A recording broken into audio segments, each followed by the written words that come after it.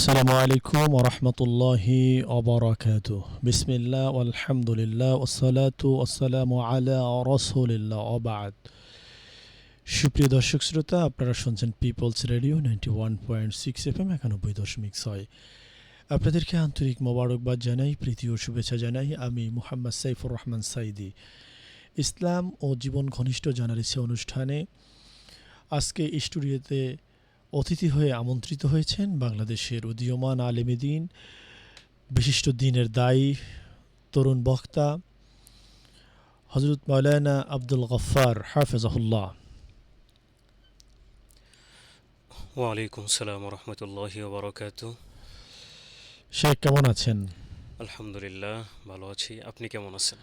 জি আলহামদুলিল্লাহ, আমি ভালো আছি। সুপ্রিয় দর্শক শ্রোতা, ইসলাম ও জীবন ঘনিষ্ঠ জানারিছে অনুষ্ঠানে আজকে আমরা কথা বলবো বর্তমান সমাজে যুবকদের নৈতিক অবক্ষয় এবং যুবকরা কি করলে আল্লাহ রসুলকে পেতে পারে, এই বিষয় নিয়ে কথা বলবো। আপনারা ইসলাম ও জীবন ঘনিষ্ঠ জানারিছে অনুষ্ঠানে ফোন করুন 09644500500 এই নম্বরে। সুপ্রিয় দর্শক শ্রোতা, হজ ও ওমরার বিশ্বস্ত প্রতিষ্ঠান দারুস সুন্নাত হজ ও ওমরা গ্রুপ। দারুস সুন্নাত হজ ও ওমরা গ্রুপ দিচ্ছে স্বল্প ব্যয়ে সঠিক নিয়মে হজ ও ওমরা করার নিশ্চয়তা। দক্ষ, যোগ্য, অভিজ্ঞতা সম্পন্ন মুআল্লিমের সমন্বয়ে হজ ও ওমরা প্রোভাইড করে থাকে। দারুস সুন্নাত হজ ও ওমরা গ্রুপের মোবাইল নাম্বার হচ্ছে 01731363394। আরেকটি নাম্বার হলো 01818506509, 01818506509। সুপ্রিয় দর্শক শ্রোতা, আমি প্রথমেই আমাদের অতিথির কাছে যাব, মাওলানা আব্দুল গফফার হাফিজাহুল্লাহ। আপনি যদি বলতেন যুবকরা বর্তমান সময়ে যে পরিস্থিতির মধ্যে রয়েছে, আল্লাহ রসুলকে বাদ দিয়ে তারা ইহুদি নাসারাদের কৃষ্টি কালচারে পরিণত হচ্ছে, এদের আল্লাহ রসুলমুখী করার জন্য কি করণীয় রয়েছে, কি পদক্ষেপ রয়েছে এবং ইসলামিক যে নলেজগুলো রয়েছে, এ বিষয়ে যদি আপনি কিছু বলতেন। সম্মানিত উপস্থাপক, আপনাকে ধন্যবাদ। নাহমাদুহু ওয়া নুসাল্লি আলা রাসূলিহিল কারীম, আম্মা বা'দ। ফাআউযু বিল্লাহি মিনাশ শাইতানির রাজীম। বিসমিল্লাহির রহমানির রহিম। ওয়াল আসর ইন্নাল ইনসানা লাফি খুসর। সাদাকাল্লাহুল আযীম। আমি আমার আলোচনা শুরুতে সর্বপ্রথম মহান আল্লাহ রাব্বুল আলামিনের শুকরিয়া আদায় করছি, যে মহান আল্লাহ রাব্বুল আলামিন এখনও পর্যন্ত আমাদেরকে সুস্থ রেখেছেন, আমাদেরকে তার কৃতজ্ঞতা শুকরিয়া আদায় করার তৌফিক দান করেছেন। সেই মুনিবের শানে আমরা একবার শুকরিয়া আদায় করি, আলহামদুলিল্লাহ। আলহামদুলিল্লাহ। আমাদের বর্তমান সময়ে প্রেক্ষাপটের দিকে তাকালে আমরা বুঝতে পারতেছি যুবক শ্রেণীরা ইসলাম ধর্ম থেকে অনেক দূরে চলে যাচ্ছে। আমি সহজভাবে কয়েকটা পয়েন্ট এখানে তুলে ধরছি। প্রথমত হচ্ছে, যুবকরা ইসলাম ধর্ম থেকে কেন দূরে চলে যাচ্ছে। আমরা যদি সেই বিষয়টা নিয়ে কথা বলতে চাই, ইসলাম ধর্মের মৌলিক যেই বিষয়গুলি, ওই বিষয়গুলি যুবকরা অন্তর থেকে ধারণ করতে পারে নাই।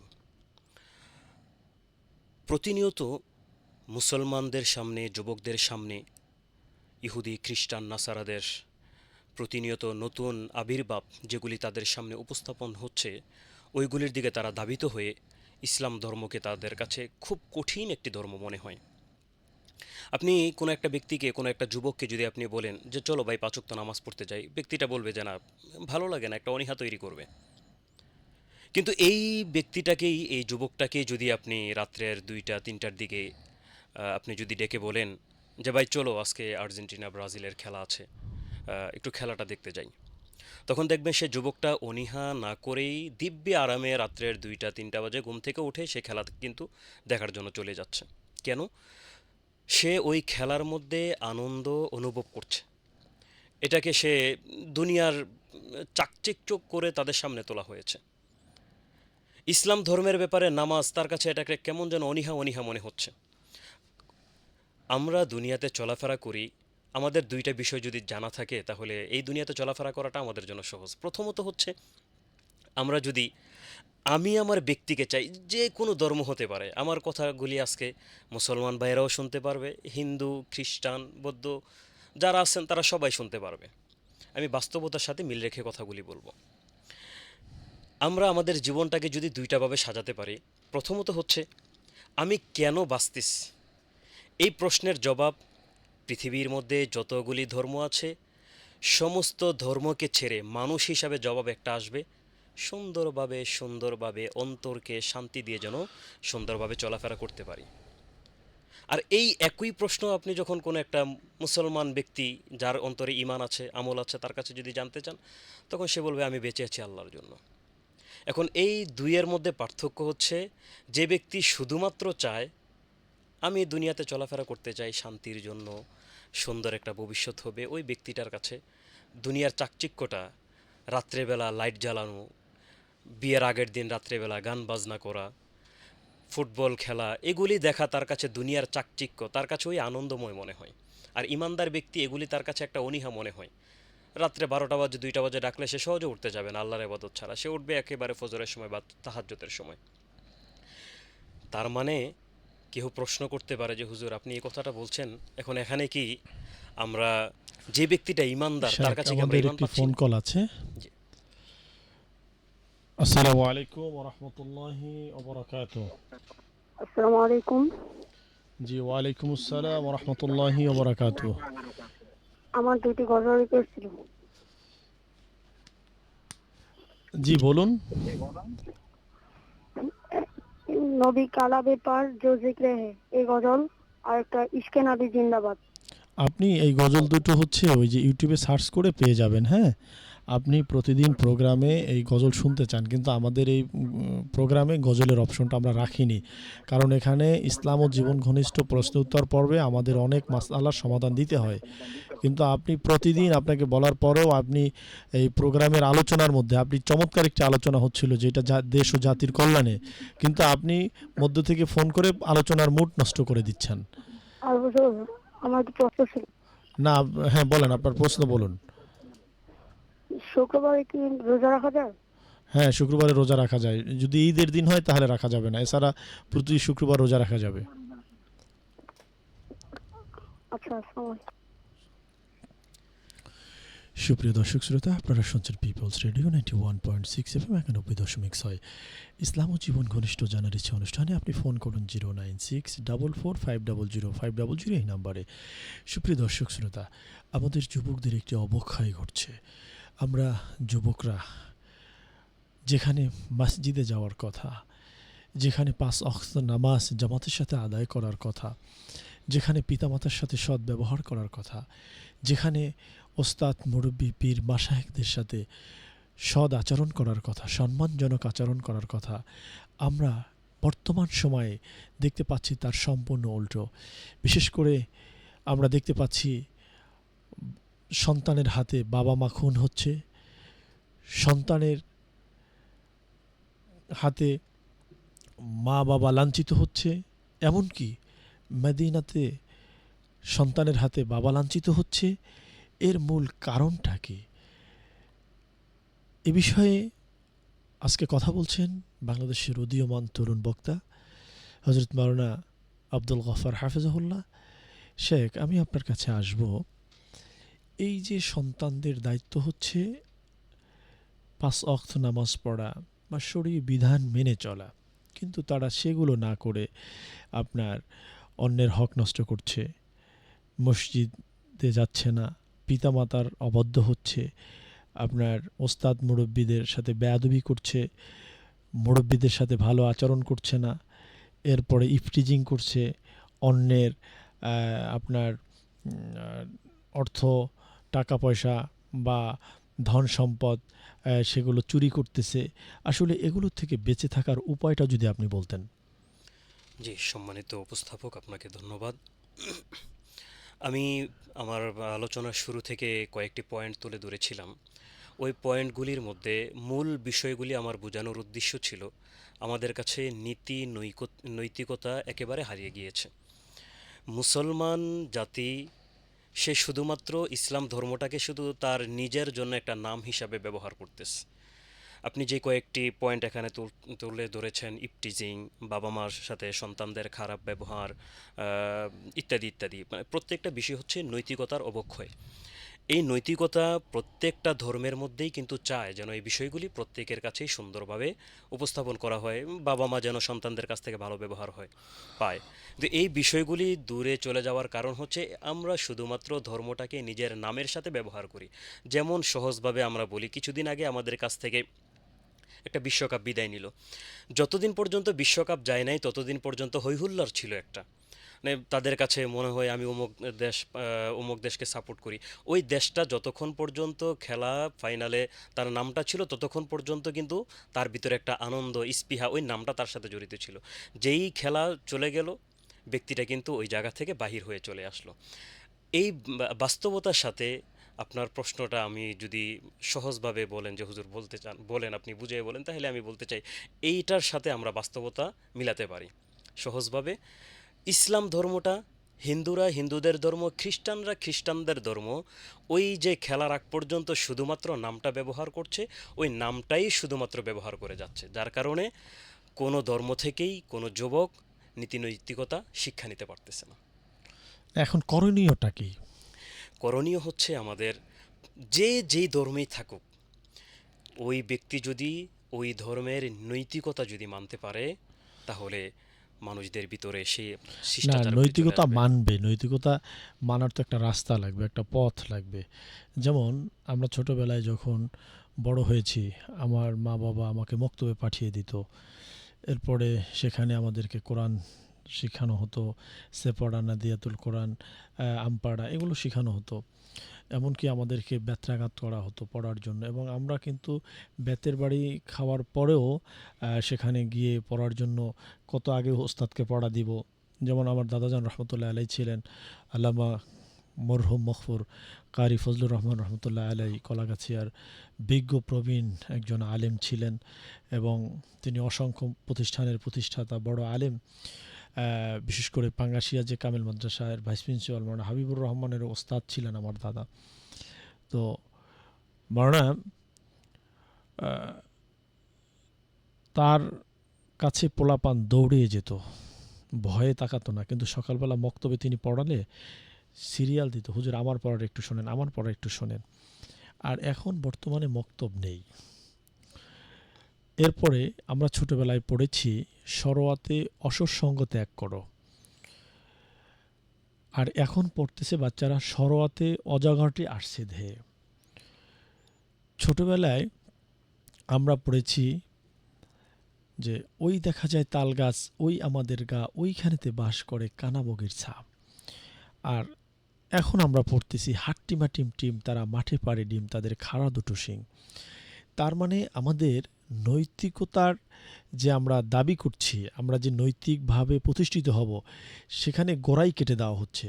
যদি সকালবেলা মক্তব চালু থাকতো, সরোয়াতে অসৎসঙ্গ ত্যাগ করো এটা থাকতো, তারপরে ওই যে কানাবগির ছা এটা থাকতো, অর্থাৎ একটা সামঞ্জস্য ছেলেবাজ যদি আমার জীবনে পরিলক্ষিত হতো, তাহলে আমি ছোটোবেলা থেকে যদি ধর্ম শিখে আমার মা বাবা বা আমার যারা গার্ডিয়ান আছে তারা যদি আল্লাহ রসুলের সাথে পরিচয় করিয়ে দিত, তাহলেই আমার জন্য ধর্ম মানা সহজ হতো। আপনি দেখেন বর্তমান সময়ে যারা দুনিয়াতে আসে বা যারা ছেলে মেয়ে হয়, ম্যাক্সিমাম হসপিটালে হচ্ছে, এবং সেখানে সিজারে হচ্ছে, সেখানে নাই আজান, নাই একামত, নাই আল্লাহ রসুলের নাম, নাই কোনো অবস্থা। তো এই যে আমাদের যে আপনার পদস্খলনগুলো হচ্ছে, এর থেকে বেরিয়ে আসার আমাদের কি করণীয় রয়েছে? যে আমরা কি যদি মক্তব করি, আবার পূর্বের ন্যায় দিনী শিক্ষায় ফিরে যাই এবং আল্লাহ রসুলকে আমরা আমাদের সন্তানকে পরিচয় করিয়ে দিই, তাহলে কি এই সমাজ আবার আগের মতো সোনালী যুগে নবী করিম সাল্লাল্লাহু আলাইহি সাল্লাম যেইভাবে আমাদেরকে বলছেন ওইভাবে আমরা ফিরে যেতে পারবো কিনা? সম্মানিত উপস্থাপক, আপনার কথাগুলি আমি খুব মনোযোগ দিয়ে শুনতেছিলাম। আর নবী করিম সাল্লাহ সাল্লামের একটা হাদিস ভীষণভাবে আমার মনে পড়তেছিল। নবী করিম সাল্লাহ সাল্লামের একটা হাদিস, খৈরুল করুনে করনি থুম্মাল্লাযীনা ইয়ালুনাহুম থুম্মাল্লাযীনা ইয়ালুনাহুম। নবী করিম সাল্লাহ সাল্লামের যুগটা সবচাইতে উত্তম যুগ, তার পরবর্তীতে যত যাবে তার পরেরটা থেকে তার আগেরটা ভালো। তো আমাদের থেকে আমাদের আগেরটা ভালো, তার থেকে তার আগেরটা ভালো।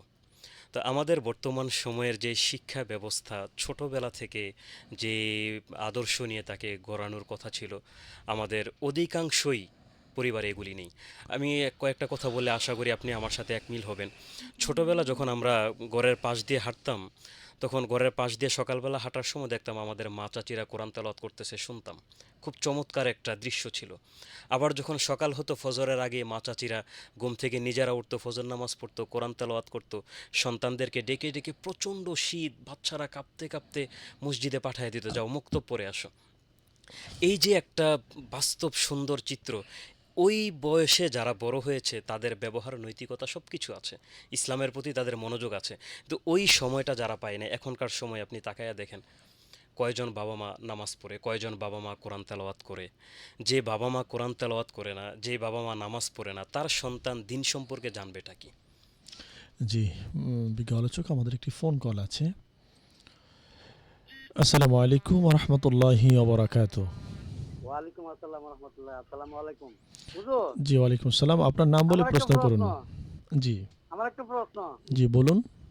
এই আমার মা 2 শতক জায়গা আমার বাপের থেকে কিনা লয়ে গেছে গা, এটা শুরু করছে। আর ওই মহারানার 1.5 শতক জায়গা পাইছে, 3.5 শতক জায়গা লয়ে আমার ছোট ভাইয়ের সাথে গেছে গা। ওখানে আমি খাওয়ানো দেই, এটা খা না। ওখানে আমি খাওয়ান দেই, টাকা দিলে টাকা ফেরত দিয়ে দেয়, খাওয়ান দিলে মজা মজা দিলে ফেরত দিয়ে দেয়। ওখানে এদিকে আমার গুণ হইব? আপনার গুণ হইব কেন? আমি সবকিছু দিতেছি, দেই ঠিক হইতে ফেরত দিয়ে দেয়, খায় না। আপনি যতদিন দুনিয়াতে বেঁচে আছেন, আপনি আপনার মায়ের হক আদায় করবেন। আপনি আল্লাহর জান্নাতে যাবেন। আপনার মা যদি আপনার উপরে অবিচারও করে, সেজন্য কিয়ামতের দিন আল্লাহর কাছে তিনি দায়ভার থাকবেন। কিন্তু আপনি কখনো আপনার আচরণে, আপনার দেনায়, মানে লেনদেনে কখনোই আপনার মাকে কষ্ট দিতে পারবেন না। আল্লাহ বলছেন, উফে ওয়ালা তানহারহুমা। আমি কুস্তা না দিই না স্যার হুজুর, আমি সব দিতেছি, এটা ফেরত দিয়ে দেয়, খায় না। আচ্ছা, যদি সে না খায়, আপনি তো আর জোর করে খাওয়াতে পারবেন না। তবে আপনি না। ওই খাবারটা যদি আপনি মনে করেন আপনি পার্শ্ববর্তী যে গরিব মিসকিন আছে তাদেরকে খাইয়ে দিতে পারেন, কোনো অসুবিধা নেই। তবে আপনি আপনার মাকে বলবেন যে তুমি আমাকে জায়গা দিলেও সই, না দিলেও সই, এটা নিয়ে আমার কোনো ব্যথা নেই, তবে আমার খাবারটা তুমি গ্রহণ করো। ঠিক আছে? ধন্যবাদ। আচ্ছা আচ্ছা, আসসালামু আলাইকুম। জি মোহতারাম। শিক্ষার যেই পরিস্থিতি আগে ছিল, শিক্ষাঙ্গনগুলি, ছাত্র যখন তার ওস্তাদকে দেখত, অনেক দূর থেকে দেখা যেত, সাইকেল দিয়ে যাচ্ছে, ওস্তাদ আসতেছে, সাইকেল থেকে নেমে ছাত্রগুলি পাশ দিয়ে হেঁটে যেত। আর এখন বর্তমান সময়ে তাকায় দেখেন, ছাত্র শিক্ষককে মারতেছে। তো এখান থেকে আমাদের শিক্ষা প্রতিষ্ঠান থেকে ছাত্ররা শিক্ষা কি পাবে? এই ছাত্রগুলি তো আমাদের সমাজের যুবক, না, সেই আমাদের কথাটাই দেশের তো আমি যুবক। বললাম শায়েক, জি যে এই ছাত্ররা মারার পিছনে কারণ আছে। তো মারছে এই জন্যে যে ছোটবেলায় আমি তাকে কোরআন শিখাইনি, আল্লাহ রসুলের সাথে জি পরিচয় জি করাই জি দেয়নি। সে জন্মগ্রহণ করার পরে তার কানে আজান দেওয়া হয়নি, তার কানে একামত দেওয়া হয়নি, তার ভালো একটা নাম রাখা হয়নি। অর্থবহ একটা নাম রাখা খুবই গুরুত্বপূর্ণ। কারণ কিয়ামতের ময়দানে যখন মা বাবার কোনো আমলই আল্লাহ খুঁজে পাবেন না জান্নাতে দেওয়ার জন্য, শেষ পর্যন্ত দেখবেন যে খুঁজবেন যে তার সন্তানের কি নাম রাখা হয়েছে। সন্তানের যদি ভালো একটি অর্থবহ নাম রাখে, এই নামের উসিলায় আল্লাহ মা বাবাকে জান্নাত দিয়ে দিবেন। বর্তমান সময়ে নাম রাখে সান্টু, নান্টু, বল্টু, নদী, কি মানে এমন কিছু নাম রাখে। যেমন আমি প্রায় সময় বলি, নাম রাখছে খিনজির, হ্যাঁ, নাম রাখছে কালবন। কোরআন শরীফ, সে আলেমদেরকে এখন আর মূল্যায়ন করে না। সে কোরআন শরীফ পড়তে পারে। সে কি করছে, একখানা কোরআন শরীফের বাংলা অর্থ দেখে দেখে দেখে দেখে কোরআন শরীফ পড়লো, এরপরে সন্তানের নাম রাখছে কালবন। কালবন মানে হলো শব্দটা কুকুর। পছন্দ হয়েছে। শব্দ পছন্দ শব্দ হয়েছে, এই পছন্দ কোরআন শরীফের হয়েছে। আছে, আল্লাহ আকবার। এখন সে কালবন মানে কি? কুকুর। কুকুর। হ্যাঁ, খিনজির মানে শুকর। শুকর। সে রাখছে শুকর।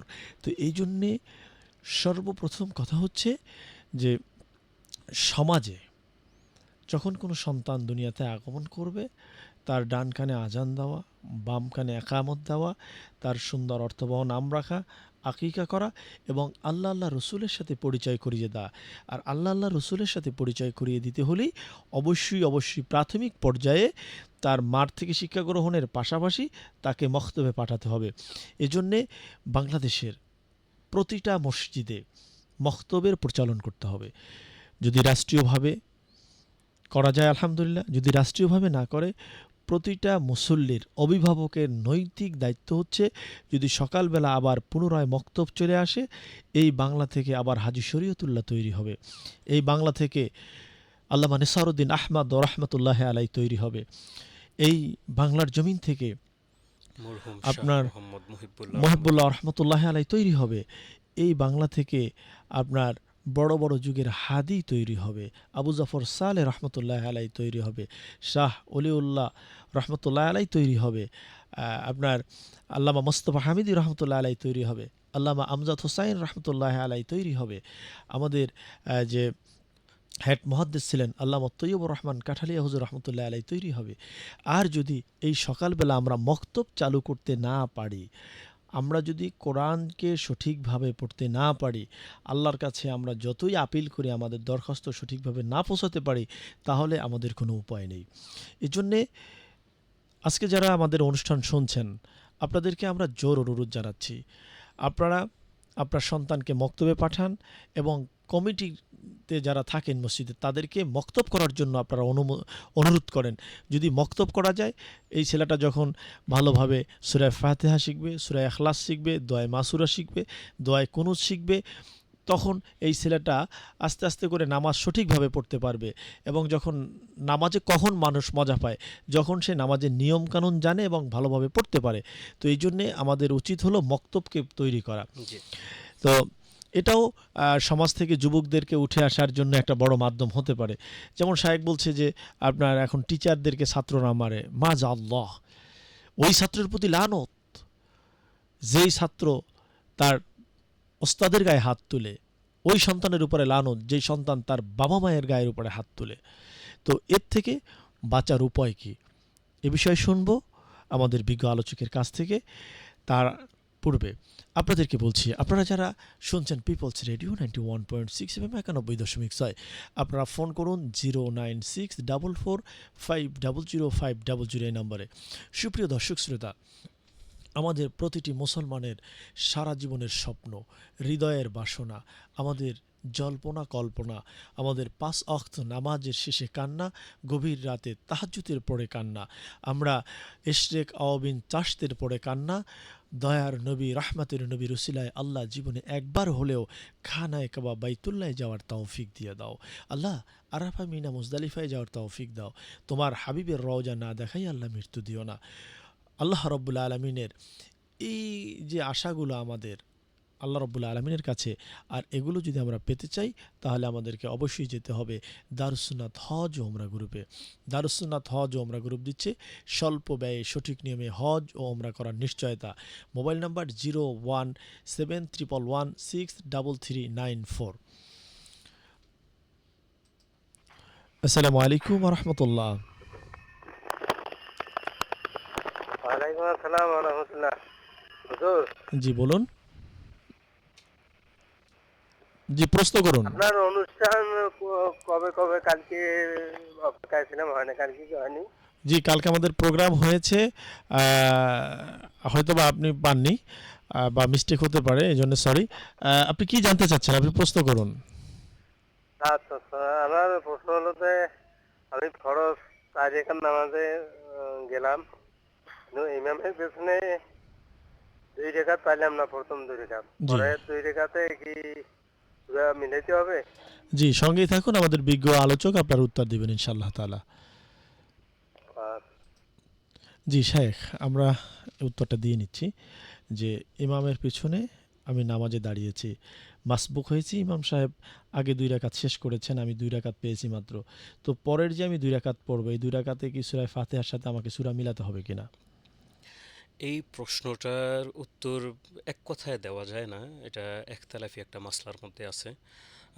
কেহ যদি হানাফি মাযহাবের মধ্যে এখানে দুইটা মতামত আছে যে ইমাম সাহেব প্রথম যেই কেরাতগুলি পড়ে ফেলছেন, মুক্তাদির জন্য এই কেরাতগুলি আর পড়া লাগবে না, শেষে দাঁড়িয়ে শুধু সূরা ফাতিহা, কারণ ইমাম সাহেবের সাথে প্রথম যে দুই রাকাত পড়ছেন ওইটা ওই ব্যক্তির জন্য প্রথম দুই রাকাত যদি ধরা হয় তাহলে পরবর্তী দুই রাকাতে সে পড়বে না, আর ইমাম হচ্ছে তার নেতা, ইমাম যা করছেন ওই অনুযায়ী তার নামাজ হয়ে যাবে। আর আরেকটা সবচাইতে বিশুদ্ধ মত হচ্ছে কোনো ব্যক্তি যদি আমরা সহজভাবে জোহর নামাজ ধরি, ইমাম সাহেব দুই রাকাত পড়াইলেন, শেষের দুই রাকাত যা একজন পাইলেন, প্রথম দুই রাকাত পেলেন না, তো ওই ব্যক্তি দাঁড়ায় এসেরা শেষের দুই রাকাতকে প্রথম ইমাম সাহেবের সাথে যে নামাজটা পড়ছেন এটা ইমাম সাহেবের সাথে সে তার শেষের দুই রাকাত ধরবেন, আর প্রথম দুই রাকাত হিসাবে সে শেষে যেটা আদায় করতেছেন ওইটার সাথে সে কেরাত মিলিয়ে নেবেন। এটা সবচাইতে সুন্দর মত হিসাবে গণনা করা হয়। তাহলে আমরা ধরে নিতে পারি যে ইমাম সাহেবের পিছনে 2 রাকাত নামাজ পেয়েছে, সে পরের 2 রাকাতে সূরা ফাতিহার সাথে সূরা মিলিয়ে নেবে। হ্যাঁ, এটা সবচাইতে সুন্দর। জি, ধন্যবাদ। আসসালামু আলাইকুম ওয়া রাহমাতুল্লাহ। ওয়ালাইকুম আসসালাম ওয়া রাহমাতুল্লাহ। হুজুর, আমার একটা মাসলা জানার ছিল। জি বলুন। হুজুর, আমরা যে উযু করি না, উযু করার এই টাইমে যদি আমরা একটা মগের ভিতরে পানি নেই, এক মগ পানি নেই, সেটার ভিতরে কি হাত দিয়ে পানি উঠিয়ে এক হাত দিয়ে আর এক হাতে পানি ঢেলে তারপরে ঢেলে ঢেলে উযু করতে হবে? এবার অনেকের দ্বারা শুনছি ওই মগের ভিতরে গুলিয়ে পানি হাত দিয়ে উঠিয়ে উযু করলে নাকি বলে পানিটা নাপাক হয়ে যায়। আমি কোন ভাবে করব? জি, সঙ্গে থাকুন, আমাদের বিজ্ঞ আলোচক আপনার প্রশ্নের উত্তর দিবেন। জি শেখ, আপনি অবশ্যই প্রশ্নটা শুনেছেন যে একটি মগের মধ্যে পানি আছে, সেই পানি মধ্যে হাত দিয়ে সে উঠায় কি উজু করতে পারবে না? এক মগ দিয়ে মানে এক হাত দিয়ে মগের পানি আর এক হাতে ঢেলে তারপরে উজু করবে? মগের ভিতরে যদি হাত দিয়ে উজু করা হয় তাহলে ওই পানিটা ব্যবহৃত পানি হয়ে যায়। তো সবচাইতে সুন্দর এবং নবী করিম সাল্লাল্লাহু আলাইহি সাল্লামের আদর্শ অনুযায়ী আমরা উজু করব। একটা পাত্রের মধ্যে পানি নিয়ে আমরা ওই পাত্র থেকে পানি ঢেলে ঢেলে আমরা উজু করব। জি, ধন্যবাদ। অবশ্যই বোন, আপনাকে মনে রাখতে হবে যে পাত্রের মধ্যে আপনি হাত না দিয়ে আপনি এক হাত দিয়ে আর এক হাতে পানি ঢেলে ঢেলে তারপরে নিয়মতান্ত্রিকভাবে উজু করে নেবেন। আসসালামু আলাইকুম ওয়া রাহমাতুল্লাহ। ওয়ালাইকুম আসসালাম ওয়া রাহমাতুল্লাহ। জি, হুজুর, প্রশ্ন আমার করুন। একটা প্রশ্ন ছিল যে জি শুক্রবার আসর নামাজের পর ওই একটা সূরা আল্লাহুম্মা সাল্লি আলা মুহাম্মাদিন নাবিয়িল উম্মি ওয়া আলা আলিহি উম্মি, এমন একটা একটা দুরূদ শরীফ পাঠ করলে নাকি 80 বছরের গুনাহ মাফ হয়ে যায়, এটা কি সত্য? জি, সঙ্গে থাকুন, আমাদের বিজ্ঞ আলোচক আপনার একটু প্রশ্নের উত্তর বলবেন। দেবেন। বোন প্রশ্ন করেছে যে শুক্রবার নামাজে আসরের নামাজের পরে আল্লাহুম্মা সাল্লি আলা সাইয়্যিদিনা মুহাম্মাদিনিন নাবিল উম্মি ওয়া আলিহি ওয়াসাল্লিম, এই দুরূদ শরীফ পড়লে কি 80 বছরের গুনাহ মাফ হয়ে যায়? উনি শুনেছেন, আসলে এর যুক্তিযুক্ত কতটুকু বা সঠিকটা যদি একটু বলে দিতেন। প্রত্যেক জুমায় আসর নামাজের পর থেকে মাগরিবের আগ পর্যন্ত দুরূদ শরীফ পড়ার ব্যাপারে নবী করিম সাল্লাল্লাহু আলাইহি সাল্লামের হাদিস আছে। তো বোন, আপনি সবচাইতে সহজ যে দুরূদ শরীফটা মনে হয় আপনি ওই দুরূদ শরীফটা পড়বেন। আর নবী করিম সাল্লাল্লাহু আলাইহি ওয়াসাল্লামের ওপরে প্রত্যেক জুমার দিন আসর নামাজের পরে যদি কেউ 100 বার পড়ে, আল্লাহ রাব্বুল আলামিন তার আমলনামায় একটা উমরা হজের সওয়াব দান করেন। সুবহানাল্লাহ। আর মন থেকে কেহ যদি নবী করিম সাল্লাল্লাহু আলাইহি সাল্লামের ওপরে দুরূদ শরীফ পড়েন, ওই দুরুদের ফজিলত আল্লাহ রাব্বুল আলামিনের কাছে যত পছন্দ হবেন, আল্লাহ রাব্বুল আলামিন ঠিক তার বিপরীতে তত সওয়াব দান করবেন। ওটা 70 বছর 80 বছর না, তার থেকে বেশিও হতে পারে। জি, ধন্যবাদ। সুপ্রিয় দর্শক শ্রোতা, আপনারা শুনছেন পিপলস রেডিও 91.6 FM 91.6। ইসলাম ও জীবন ঘনিষ্ঠ জানার ইচ্ছে অনুষ্ঠানে আপনি ফোন করুন 09644500500 এই নাম্বারে। সুপ্রিয় দর্শক শ্রোতা, আমরা শায়েখের আলোচনা শুনবো। শায়েখ আলোচনা করছিলেন যে এই যে সন্তানদেরকে কি করে আমরা বড় করতে পারি, এবং ইসলাম মেনে যদি একটি সন্তান বড় হয়, ইসলাম মেনে একটি সন্তানকে যদি বড় করা হয়, সে হতে পারে ডাক্তার, হতে পারে ইঞ্জিনিয়ার, হতে পারে অন্য আরও কিছু বড় বড় মাপের ব্যক্তিত্ব হতে পারে, ব্যারিস্টার হতে পারে, অ্যাডভোকেট হতে পারে, ব্যবসায়ী হতে পারে, কিন্তু তার মধ্য থেকে নৈতিক পদস্খলনের ঘটবে না। তো এই ব্যাপারেই শেখ আলোচনা করছিলেন। শেখ, আপনি যদি এই ব্যাপারটা একটু বিস্তারিত আলোচনা করতেন। জি, সম্মানিত উপস্থাপক, আপনি যে কথাগুলি প্রথমে বলেছিলেন যে মক্তব তৈরি করা এবং ছোট বাচ্চা থেকে শুরু করে বড় হওয়া পর্যন্ত তার প্রত্যেকটা ধাপে ধাপে ইসলামিক যত বিষয় আছে সেই বিষয়গুলি তাকে শিক্ষা দেওয়া। এই বিষয়গুলি যদি শিক্ষা দেওয়া হয় তাহলে বড় হলে তার কাছ থেকে আহ, অনৈতিক কোনো কাজ প্রকাশ পাবে না। আর আমরা সাথে সাথে কয়েকটা কাজ করতে পারি। আমাদের বর্তমান সময়ে দেখা যায় যে সন্তান নেওয়া, সন্তান গর্ভে এসেছে, সংসারে নতুন সন্তান হয়েছে, এটাকে তারা আনন্দময় মনে করে। আসলে এই সন্তানটা ওই পরিবারের জন্য আল্লাহ রব্বুল আলমিনের পক্ষ থেকে আমানত। আল্লাহ রব্বুল আলমিন ওই সন্তানটা আপনাকে দান করেছেন, এই সন্তানটাকে আপনি ইসলামের পরিচয় দান করবেন। আমরা মনে করি যে আমরা বিবাহ শাদী করেছি, সন্তান হয়েছে, আমরা শুধুমাত্র এই চিন্তা ভাবনা করেই বসে থাকি, কিন্তু না। আপনার যে সন্তানটা, ওই সন্তানটাকে আপনি কি শিক্ষা দিচ্ছেন, ওই শিক্ষার উপরে আল্লাহ রব্বুল আলমিন আপনার কাছ থেকে হিসাব চাবেন। যে অনেকের সন্তান দিই নাই, তোমাকে সন্তান দিয়েছি, তুমি কি করেছো, ইসলামের সাথে কি পরিচয় করেছো, তোমার সন্তানকে কি তুমি আমার নবীর ব্যাপারে জানান দিয়েছো, ছোটোবেলা থেকে যেই কয়েকটি বিষয় তার জানার প্রয়োজন ছিল তুমি কি তাকে শিক্ষা দিয়েছো। ছোট বাচ্চা, এটা উদাহরণ দিয়ে বলতে গেলে কাঁচা মাটির মতো, প্যাক কাদার মতো। আস্তে আস্তে করে একটা সময় এটা শক্ত হয়। এই ছোট বাচ্চাটা হচ্ছে প্যাক কাদার মতো। আপনি মা বাবা যেই শিক্ষাটা দিবেন, ওই শিক্ষা অনুযায়ী আস্তে আস্তে করে আপনার সন্তানটা বড় হবে। শায়েক যতটুকু বলেছেন, আমি শায়েকের সামনে আরেকটু আগায় কয়েকটা কথা বলতে চাই ভবিষ্যতের দিকে তাকায়া। মুরব্বী আমাদের যারা আছেন, বর্তমান সমাজের একটা চিত্র আমি তুলে ধরি। আমরা বর্তমান সময়ে দেখতে পাই অনেক বাবা মাকে সন্তানরা ঘর থেকে বাহির করে দেয়। আমরা আফসোস করি, আসলে এই বিষয়টা খুবই দুঃখজনক, নেক্কারজনক। তবে এই পরিস্থিতি কেন হলো? আপনার সন্তানটা একটা সময়ে, একটা সন্তান তার বাবা মাকে ঘর থেকে কেন বাহির করে দিল? কেন বাবা মার উপরে অত্যাচার আঘাত করলো? আমরা এগুলি শোনা মাত্রই সন্তানকে তিরস্কার করতে থাকি, তাকে ভৎসনা করতে থাকি, তাকে গালিগালাজ করতে থাকি। আসলেই কি সন্তানের পরিপূর্ণ দোষ? না, সন্তানের পরিপূর্ণ দোষ না। আপনি তাকে শিক্ষা দেন নাই, ইসলামের সাথে তার পরিচয় করে দেন নাই, নবীর আদর্শের সাথে আপনি তাকে পরিচয় করে দেন নাই। আপনার এই সন্তান বড় হয়েছে, আপনি দেখেন তো তাকায়া বাংলাদেশের মধ্যে ছোটোবেলা মক্তবে যারা পড়েছেন, শায়েক মক্তবের খুব গুরুত্ব কয়েকটি বিষয় নিয়ে কথা বলেছেন, যে মক্তব যে আমাদের জন্য কতটা প্রয়োজনীয় বিষয়। ছোটোবেলা মক্তবে যে বাবা মা ঘর থেকে প্রচণ্ড শীতের সময় বাহির করে দিয়েছে, ওই ছেলেটা বড় হয়ে আপনি দেখেন তো কয়টা বা এরকম ছেলে বাবা মাকে ঘর থেকে বাহির করে দিয়েছে? আপনি খুঁজে পাবেন না। আপনি বেশিরভাগ দেখবেন বৃদ্ধাশ্রমে আপনি যান, আপনি কয়জনকে দেখবেন আলেমের সন্তান বৃদ্ধাশ্রমে পড়ে আছে, আলেমদের মা বাবা পড়ে আছে? শেখ, আমি আপনার সাথে চ্যালেঞ্জ করতে পারি, আজকে রেডিও পিপলসের যারা দর্শক আছে এবং যারা পরবর্তীতে শুনবে, যেহেতু আমাদের এই প্রোগ্রামটা ওয়ার্ল্ড ওয়াইড চলছে এবং সারা পৃথিবী থেকে শুনছে, তো আমি আপনার সাথে চ্যালেঞ্জ করতে পারি যে সারা পৃথিবীতে, শুধু বাংলাদেশ না, সারা পৃথিবীতে যদি চ্যালেঞ্জ করা হয় যে একজন আলেমের মা বাবা বৃদ্ধাশ্রমে আছে, তাহলে সেদিন থেকে আমি আর কোনোদিন মিডিয়ায় কোনো কাজ করব না, মিডিয়ায় কথা বলবো না। আমি বাংলাদেশের প্রথম সারির প্রায় 20 থেকে 25টা চ্যানেলে, বাংলাদেশ টেলিভিশন বলেন, এনটিভি, আরটিভি, সময় টিভি, দীপ্ত টিভি, দেশ টিভি, 21 টিভি, এরকমের বাংলা টিভি সহ আমি প্রায় চ্যানেলে কথা বলি। বিজয় টিভি আছে, এসএ টিভি আছে, হ্যাঁ। তো আমি চ্যালেঞ্জ করে দিলাম আজকে মিডিয়ার মাধ্যমে, একজন আলেমের মা বাবাও বৃদ্ধাশ্রমে নেই, আলহামদুলিল্লাহ। এবং আমরা এটা পরিসংখ্যান করার চেষ্টা করেছি, আমরা খোঁজ নেওয়ার চেষ্টা করেছি, বিভিন্ন আপনার যে বৃদ্ধাশ্রম আছে সেখানে ঘুরে ঘুরে খবর নেওয়ার চেষ্টা করেছি। আমরা দেখতে পেয়েছি বিশ্ববিদ্যালয়ের প্রফেসরের মা বাবা বৃদ্ধাশ্রমে, বুয়েট, চুয়েট, জাবি, রাবি, এদের মা বাবা আপনার বৃদ্ধাশ্রমে। তার মানে হলো, যখন একটি সন্তান ভূমিষ্ঠ হওয়ার পরে আলেমদের কথাকে অবজ্ঞা করে, তারা নিজেদের কথাকে মজবুতভাবে প্রতিষ্ঠিত করার জন্য, আমার ছেলেকে এইটা হতে হবে, ওইটা হতে হবে, বিশ্ববিদ্যালয়ের টিচার হতে হবে, সেই সকল মানে মা বাবাই কিন্তু আজকে বৃদ্ধাশ্রমে।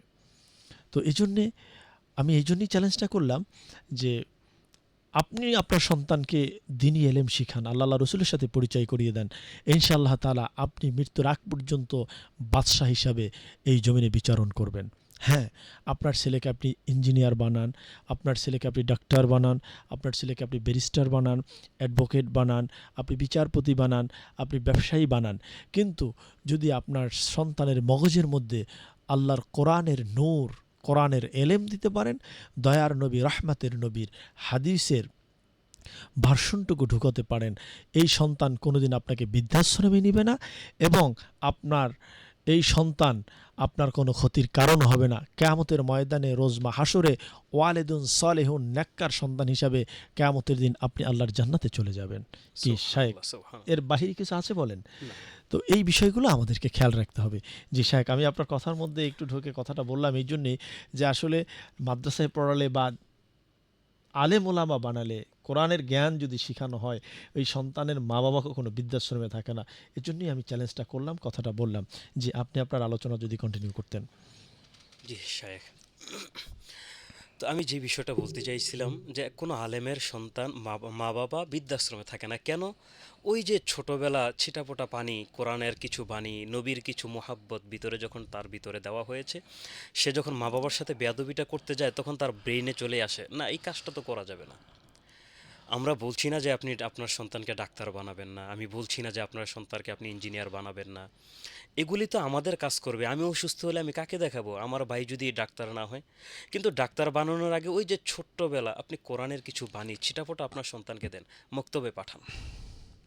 আমাদের দেশের মধ্যে আগে একটা কথা ছিল, আমার কথাটার সাথে আশা করি শায়েক একমত হবেন। আমরা তো গ্রাম অঞ্চলে বড় হয়েছি। গ্রাম অঞ্চলে মাদ্রাসায় পাঠানো হতো সবচাইতে নিম্ন শ্রেণীর মানুষ, যারা একেবারে গরিব ছিল। সমাজের মধ্যে যাদের ব্রেন কম, যে বাচ্চাগুলির, ওই বাচ্চাগুলিকে পাঠানো হতো। মেধাবী কোনো ছেলেকে যখন মাদ্রাসায় পাঠানো হতো বা একটু ওই গ্রামের মধ্যে একটু বড় পর্যায়ের আর্থিক আছে তাদের সন্তানকে যখন মাদ্রাসায় পাঠানো হতো, তখন তাদের ম্যাক্সিমাম একটা প্রশ্ন হতো, তোমার ছেলে বড় হলে খাবে কি, করবেটা কি? এই কথাগুলি আজকে ওই সন্তানদের বাবা মাকে যারা বলে আসতো, তাদের অনেকেই আজকে দেখা যায় বৃদ্ধাশ্রমে আছে। কিন্তু তাদের ওই যে অল্প কিছু টাকা পয়সা ইনকাম করে যতটুকু পারে মা বাবার কাছে যাই দিয়ে আস। আর দিন শেষে মা বাবার একটা দোয়া। এগুলি কেন হয়? আমাদের ভিতরে যখন ইসলামের জ্ঞান দেওয়া হয়, আমি বলতে পারি আলহামদুলিল্লাহ, আল্লাহ রব্বুল আলমিন যথেষ্ট সম্মানের জায়গায় তিনি আমাকে দান করেছেন। আমি এখনও খুশি হই আমার বাবা যখন আমাকে ধমক দিয়ে কথা বলে, আমার মা যখন আমাকে একটা ধমক দিয়ে কথা বলে, তখন আমি খুশি হই যে আমার ভুলটা তো আমার বাবা ধরে দিবে। অন্য কারো ওই রকমের সুযোগ হয় না যে আমাকে সে ভুল ধরে দিবে। এটা কেন হয়েছে? ওই যে ছোটবেলা থেকে বাবা মা একটা শিক্ষা দিয়েছে, কোরআন হাদিস, উফিওয়ালা তানহার হুমা, বেশি কিছু বলা যাবে না। তো ওখান থেকেই কিন্তু ভিতরে একটা সময় চলে আসে যে না, মা বাবার সাথে এটা করতে হবে। তো এই শিক্ষাটা একটা সময়, শুধুমাত্র আজকে একটা দিক আমি তুলে ধরলাম, মা বাবার দিক। তো এরকম প্রত্যেকটা দিক আছে, অনেকগুলি রাস্তা আছে, প্রত্যেকটা পদে পদে আছে। যদি এলেম থাকে, ইসলামের সাথে সম্পর্ক থাকে, নবীর সাথে যদি সম্পর্ক থাকে, তাহলে প্রত্যেকটা জায়গা তার বন্ধ হয়ে যায়। সোজা একটা রাস্তা খোলা থাকে যেখানে শুধু আনন্দ। আমি প্রথমেই বলেছিলাম আনন্দ দুই প্রকার, একটা হচ্ছে মন থেকে আসে, আরেকটা হচ্ছে বাহ্যিক। বাহ্যিক হচ্ছে যে নাচ গান, হাই হুল্লার। বাসায় যাওয়ার পরে কিন্তু একটা অশান্তি তৈরি হয়। নামাজের মধ্যে সেজদা দেওয়ার পরে অশান্তি নামাজের আগে থাকলেও নামাজের পরে যখন বাসায় যায় মনটা কিন্তু শান্তি হয়ে যায়। কেন? ইসলামের সাথে সম্পর্ক থাকার কারণে। বিজ্ঞ অতিথি, আমি আপনার সাথে একটা বিষয় আজকে অ্যাড করব। যুবকরা বর্তমানে আপনার মাদক দ্রব্যের দিকে বেশি ধাবিত হচ্ছে, কিশোর গ্যাং। তো এই জন্যে সমাজের বা রাষ্ট্রের করণীয় কি? এই সন্তানদেরকে, যুবকদেরকে মাদকদ্রব্য থেকে দূরে রাখা এবং এদেরকে সমাজের একজন সুশীল মানুষ হিসেবে গড়ে তোলার জন্য রাষ্ট্র প্লাস সমাজ, অভিভাবকের কি দায়িত্ব রয়েছে?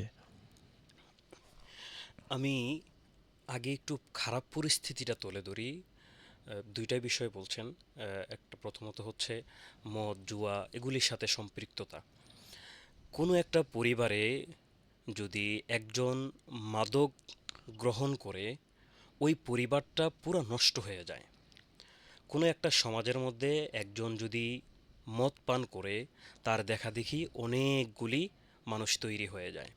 আমি দেখেছি, আমি যেখানে থাকি সন্তান মদের টাকা না পাওয়ার কারণে মা বাবার উপরে আঘাত করছে। আমরা বাংলাদেশে পত্রিকায় অহরহ খবর পাচ্ছি মা বাবাকে আঘাত করতেছে। এগুলি কেন হচ্ছে? সন্তানকে ছোটবেলা থেকে ইসলামের শিক্ষা দেওয়া হয় নাই। মা বাবা সন্তানকে জন্ম দেওয়ার পরে ওই সন্তানকে রাস্তায় ফেলে দিয়েছে। এই সন্তানকে লালন পালন করা, তাকে শিক্ষা দেওয়া, তাকে আদব শিষ্টাচার দেওয়া, এগুলি যে মা বাবার জন্য দায়িত্ব ছিল, এই দায়িত্বগুলি মা বাবারা পালন করে নেই। না করার কারণে অধিকাংশ, আমি সবার কথা বলছি না, অধিকাংশই সন্তানগুলি দেখা যায় তারা বড় হয়ে একটা সময় শান্তি কোথায়ও পায় না। ইসলামের শান্তি তো তাদের ভিতরে দেওয়া হয় নাই ছোটবেলার। তো তখন তারা একটা সময় শান্তি খোঁজার জন্য ওই মদের কাছে যায়, বিভিন্ন নেশাদ্রব্য জাতীয় যত কিছু আছে ওইগুলির দিকে যায়। নেশাদ্রব্য শুধুমাত্র একটা ব্যক্তির জন্য নয়, শুধুমাত্র একটা পরিবারের জন্য নয়, শুধুমাত্র একটা সমাজের জন্য নয়, শুধুমাত্র একটা থানা কিংবা জেলা তার জন্য নয়, গোটা বাংলাদেশের জন্য একটা ভাইরাস হয়ে কাজ করে। বাংলাদেশের মধ্যে দ্বিতীয় নাম্বার যে কিশোর গ্যাং তৈরি হয়, কিশোর গ্যাং তৈরি হওয়ার পিছনে তাদের মূল কয়েকটি বস্তু থাকে, মূল কয়েকটি বিষয় থাকে। তার মধ্যে একটি বিষয় থাকে মাদকদ্রব্য। এগুলির মাধ্যমে একটা ছোট বাচ্চা আরেকটা ছোট বাচ্চার সাথে পরিচয় হয়। এই যে ছোটবেলা থেকে বাচ্চাদেরকে জন্ম দেওয়ার পরে কোরআন হাদিসের শিক্ষা দেওয়া হয় নাই, শিষ্টাচার দেওয়া হয় নাই, আদব দেওয়া হয় নাই, যার কারণে এই বাচ্চাগুলি যখন বড় হয়, বড় হওয়ার পরে দিব্যি আরামে তারা চলাফেরা করতেছে, যখন তাদের যা কিছু মনে চাচ্ছে তখন তাই করতেছে। একটা সময় মদ গ্রহণ করে তারপরে কিশোর গ্যাং তৈরি করে। এই বাচ্চাগুলি যে কিশোর গ্যাং হয়ে একটা ব্যক্তির উপরে যে আঘাত করতেছে, তার হাত থেকে যে মোবাইল ছিনতাই করে নিয়ে যাচ্ছে, ব্যাগ নিয়ে যাচ্ছে, ও কিন্তু এটাকে অন্যায় মনে করতেছে না।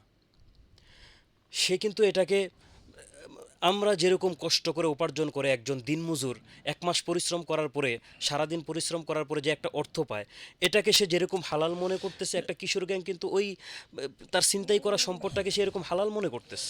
জি শাইখ, এটা থেকে পরিত্রাণের আপনি তো মন্দ দিকগুলো বললেন, জি। অর্থাৎ যে এটা খারাপ দিক বললেন, তো এটা থেকে পরিত্রাণের রাস্তাটা কি? এ ব্যাপারে রাষ্ট্র, সমাজ, পরিবারের কি দায়িত্ব রয়েছে? এই ব্যাপারে কিশোর গ্যাং, কোনো একটা পরিবার এককভাবে চাইলে পারবে না সে একটা পুরো কিশোর গ্যাংকে ধ্বংস করে দিতে।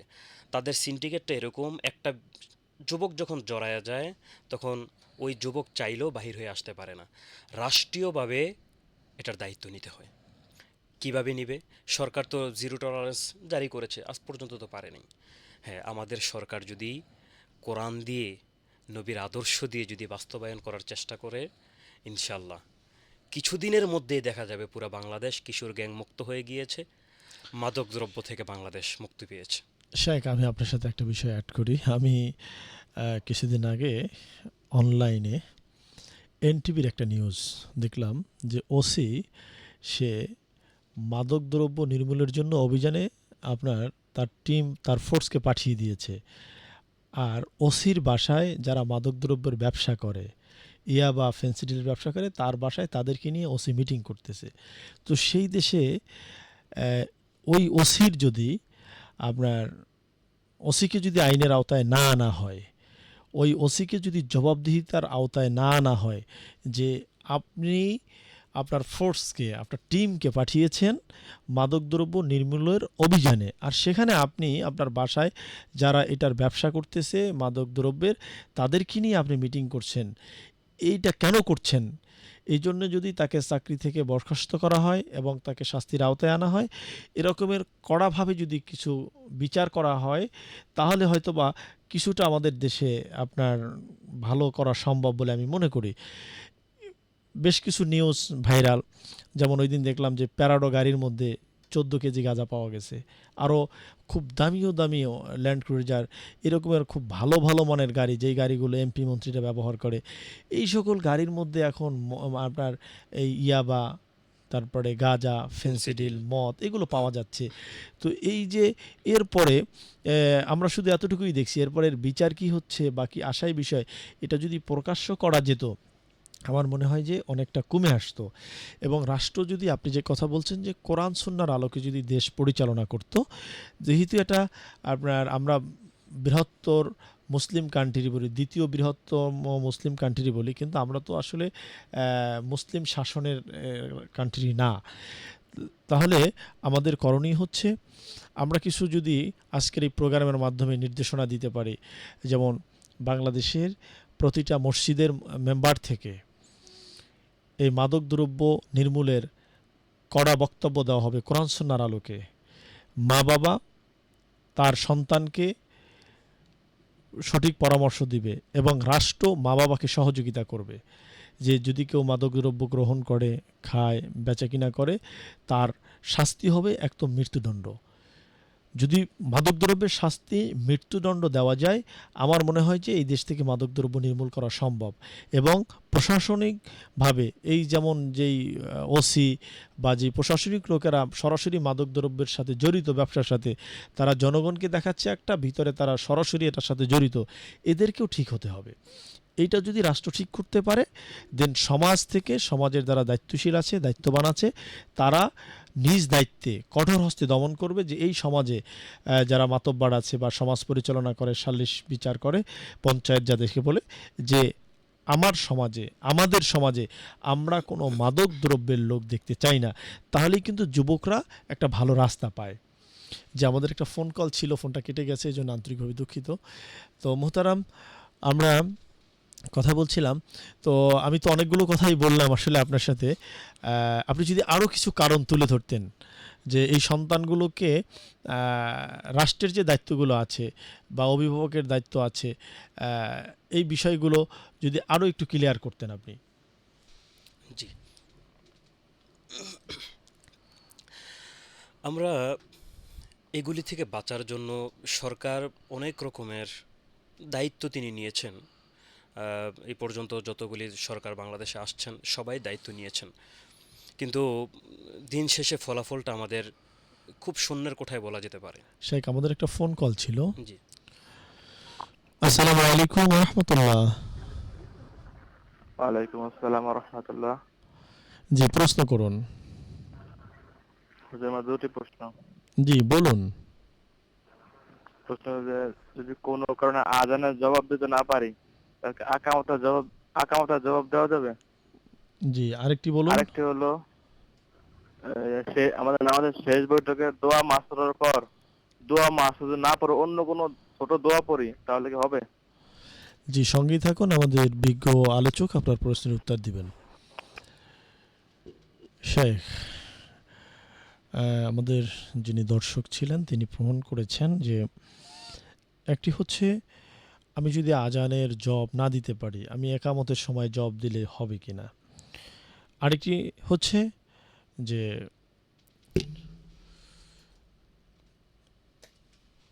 আপনি যদি এই প্রশ্নটার উত্তরটা একটু আগে দিতেন। জি। যিনি আজানের জবাব দিতে পারেন নাই, উনি পরবর্তীতে আকামত যখন দিবেন তখন তিনি আকামতের জবাব দিবেন। বিষয়টা এমন যেন না হয় আজানের জবাব দিতে পারি নাই বলে আকামতের জবাব দেব না, এমনটা যেন না হয়। তিনি আকামতের সময় আকামতের জবাব দিয়ে দিবেন। তার মানে যিনি আজানের জবাব দিতে পারেননি, তিনি একামতের সময় একামতের জবাবটাই দিয়ে দিবেন, জি, কিন্তু তাকে আর মানে আজানের জবাব দিতে হবে না। জি, ধন্যবাদ।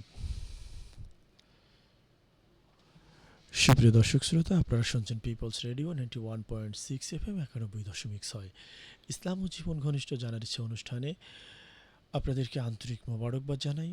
আপনি আপনার ফোন করেন এবং প্রশ্ন জেনে নিন। আমাদের আরেকটি ফোন কল আছে।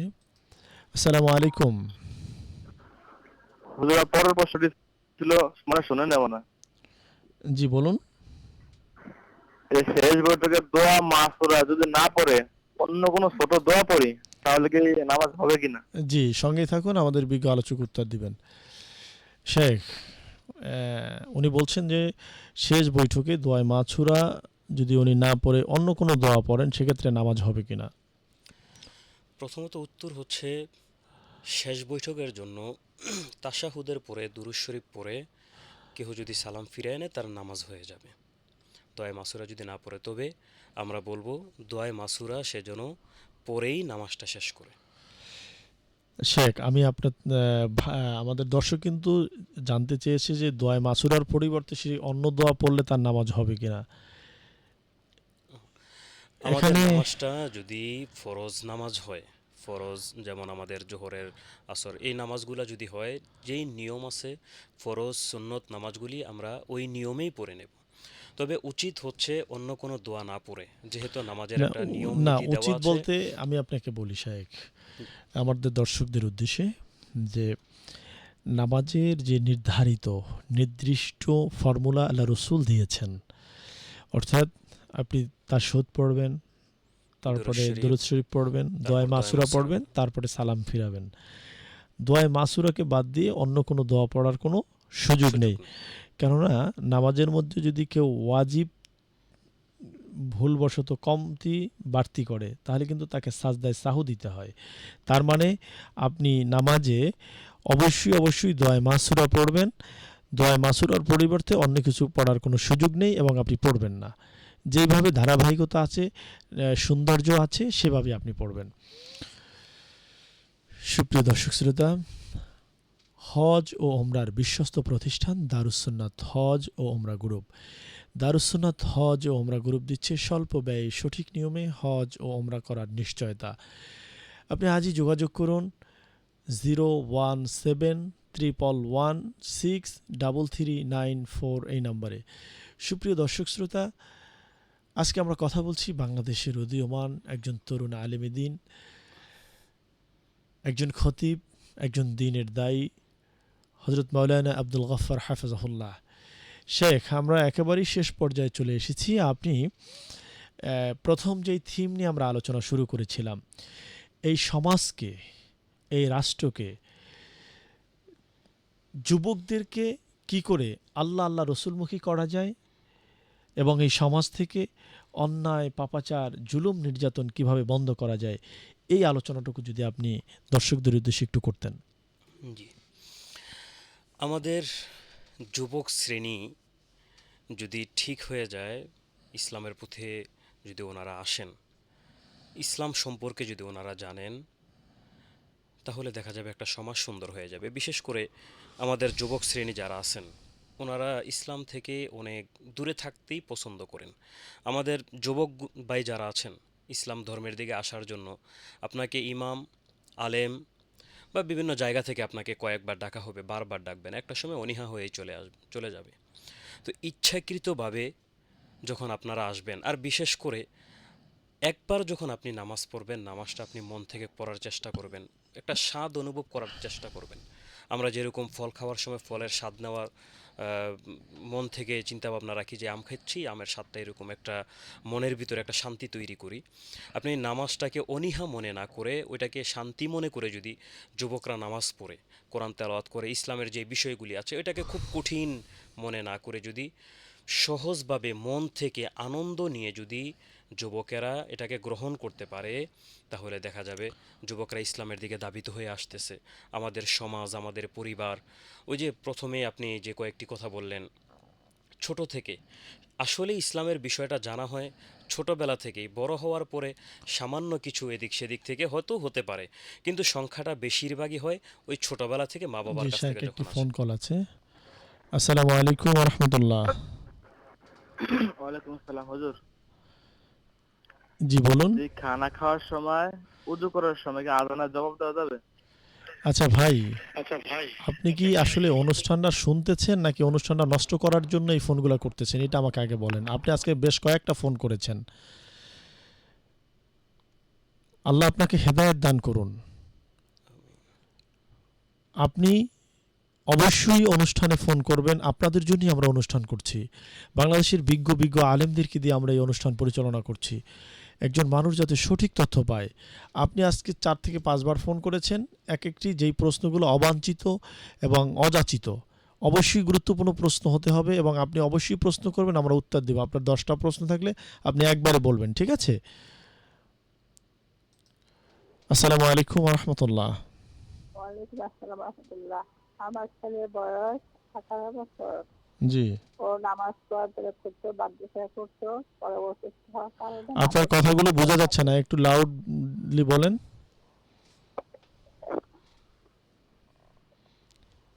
বলছি আমার ছেলে আগে মাদ্রাসায় করতো, জি। বয়স 18 বছর। জি কোরআন তেলাওয়াত করতো, নামাজ পড়তো, এখন নামাজ পড়ে না, কোরআন তেলাওয়াতও করে না, ইন্টারে পড়ে। জি মেয়েরাও নামাজ পড়ে না, কোরআন তেলাওয়াত করে না। আমি জি নামাজ পড়ি, কোরআন তেলাওয়াত করি, পর্দা করি। আপনি এদের জন্য ঘরের খানা বন্ধ করে দেন। আমি বলি আপনাকে, আমার মা, তার ঘরে আইন ছিল যে যে আমার সন্তান আমার ঘরে নামাজ পড়বে না, তার ঘরে রান্না হবে না, তার ঘরে খাবার হবে না। আমার কথা শুনে না, আমার ভিতরে অনেক কষ্ট, দোয়া করবেন আমার ভিতরে। হ্যাঁ শোনেন, আর দ্বিতীয়ত হচ্ছে আপনি তাহাজ্জুদের নামাজ পড়ে এবং 5 ওয়াক্ত নামাজ পড়ে এই দোয়া করবেন, রব্বানা হাব লানা মিন আজওয়াজিনা ওয়া যুররিয়াতিনা কুররাতা আয়ুনি ওয়াজআলনা লিল মুত্তাকিনা ইমামা। আপনি এই দোয়াটা পড়বেন, হ্যাঁ ইনশাআল্লাহ ঠিক হয়ে যাবে। আর সন্তানদেরকে বুঝাবেন, দেখেন আমরা কিন্তু যারা গরু পালি বা ছাগল পালি, মহিষ পালি, গরুর খুরাচাল হলে বা অসুস্থতা হলে আমরা কিন্তু গরুর পা ধোয়াইয়া দেই, গরুর পা গরম পানি দিয়ে ধোয়াইয়ে মেডিসিন লাগাইয়া দেই, বিভিন্নভাবে গরুর সেবা শুশ্রূষা করি। কিন্তু যেই সন্তান আপনার জান্নাতে যাওয়ার রাস্তা, যেই সন্তান আপনার জাহান্নামে যাওয়ার পথ, সেই সন্তান নামাজ পড়ছে না, আপনি যদি ওকে জোর অনুরোধ করেন, বাবা তুই যদি নামাজ না পড়ো আমার মরা মুখ দেখবি, তুই যদি নামাজ না পড়ো তোর সাথে আমার কোনো সম্পর্ক নেই, এভাবে আবার বাবা তুই নামাজ পড়, নামাজ পড়লে জান্নাতে যাওয়া যায়, দয়ার নবীর শাফাত নসিব হয়, আল্লাহর দিদার নসিব হয়, এভাবে বুঝাতে পারেন, ইনশাল্লাহ আপনার সন্তান নামাজ পড়বে। কিন্তু আমার কথা শুনে না। আসসালামু আলাইকুম ওয়া রাহমাতুল্লাহ। আসসালামু আলাইকুম। ওয়ালাইকুম আসসালাম। হুজুর, আমার একটা প্রশ্ন ছিল। জি প্রশ্ন করুন, সময় নেই, একেবারে সময় কম, প্রশ্ন করুন। জি, আমি এশারে নামাজ পড়ি দেখলে 3 রাকাত, কিন্তু যে দোয়া কুনুত যে পড়ি ওইটা আমি পারি, কিন্তু নামাজ আমার ভুল হয়ে যায়, কিন্তু আমি 2-3 বার পড়ি, তাহলে কি আমার হবে? সঙ্গেই থাকুন, আমাদের বিজ্ঞ আলোচক আপনার উত্তর দিবেন। শেখ, উনি নামাজের দোয়ায় কুনুত পড়েন বেতেরের নামাজে, কিন্তু ভুল পড়েন। তো ভুল না পড়ে উনি কি ওখানে অন্য কি আমল করতে পারেন? আমরা বলবো দোয়ায় কুনুত সেটা শিখে নিবে, চেষ্টা করবে, কিন্তু চেষ্টা নামাজ তো করে আর বাদ দেওয়া যাবে নামাজ না। বাদ দেওয়া যাবে না, সেটা শিখে নিবে। জি এই দোয়াটা তো অনেক বড় কোনো বিষয় নয়, একেবারে ছোট্ট, চাইলে সে আধা ঘন্টার মধ্যে এটা মুখস্থ করে নিতে পারে। না এখন এখন এখন কি করবে সে? এখন সে যতদিন পর্যন্ত না শিখবে ততদিন পর্যন্ত কোনো আলেমের কাছ থেকে যায় কোন দোয়াগুলি পড়তে পারবে, উনি কোন দোয়াগুলো পারে সেগুলো তো আর আমরা জানি না। উনি যে না দোয়াগুলি পারেন, জি, আমরা একটা দিক নির্দেশনা দিতে পারি যে উনি যে দোয়ায় কুনুত মানে পারেন না, বা সেক্ষেত্রে উনি সূরা ইখলাস পড়তে পারেন, বা বিশেষ করে নবীদের যে দোয়াগুলি কোরআন শরীফের মধ্যে দেওয়া আছে অর্থাৎ ওইগুলি তিনি মানে বলে পারতে দোয়ায় পারেন। কুনুত মানেই হচ্ছে দোয়া। জি, اللهم إنا نستعينك ونستغفرك ونؤمن بك ونتوكل عليك ونثني عليك الخير ونشكرك ولا نغفرك ونخلع ونترك من يفجرك اللهم إياك نعبد ولك نصلي ونسجد وإليك نسعى ونحفظ ونرجو رحمتك ونخشى عذابك إن عذابك بالكفار مهلك। অর্থাৎ টোটালটাই হলো দোয়া। তো আপনি যতদিন এই দোয়ায় কুনুত পারবেন না ততদিন পর্যন্ত আপনি শেখার চেষ্টা করুন, শিখে নিন। আর বেতেরের নামাজে আপনি বেশি বেশি একবার হোক 3 বার হোক আপনি সূরা ইখলাস পড়ে নেবেন। সুপ্রিয় দর্শক শ্রোতা, আপনারা শুনছেন পিপলস রেডিও 91.6 FM 91.6। আমরা একেবারেই শেষ পর্যায়ে চলে এসেছি। আজকে আমাদের সাথে দীর্ঘক্ষণ কথা বলেছেন বাংলাদেশের উদীয়মান তরুণ আলেমেদিন বিশিষ্ট ওয়াইজ হযরত মাওলানা আব্দুল গফফার। স্টুডিওতে এসে আমাদেরকে দীর্ঘক্ষণ সময় দেওয়ার জন্য আপনাকে আন্তরিক মোবারকবাদ। সুপ্রিয় দর্শক শ্রোতা, আমাদেরকে মনে রাখতে হবে, আমরা যদি আমাদের সন্তানদেরকে মানুষের মতো মানুষ করতে চাই, তাহলে আমাদেরকে প্রথমত হচ্ছে হালাল খানা খেতে হবে। আমাদের যখন বিবাহ হয়েছে এরপর থেকে আমাদেরকে সন্তান চাওয়ার ব্যাপারে আল্লাহর কাছে দোয়া করতে হবে, আল্লাহ আমাকে একটা উত্তম সন্তান দেন, নেক সন্তান দেন। যেমন ইব্রাহিম নবী আল্লাহর কাছে দোয়া করেছিলেন, রব্বি হাবলি মিনাস সালিহিন ফাবাশশারনাহু বিগুলামিন হালিম। এরপরে যখন সন্তান গর্ভে চলে আসবে তখন মা বেশি বেশি তেলাওয়াত করবেন, 5 ওয়াক্ত নামাজ পড়বেন, তিনি পর্দা সহকারে চলবেন, দুরূদ শরীফ পড়বেন, ইস্তেগফার করবেন।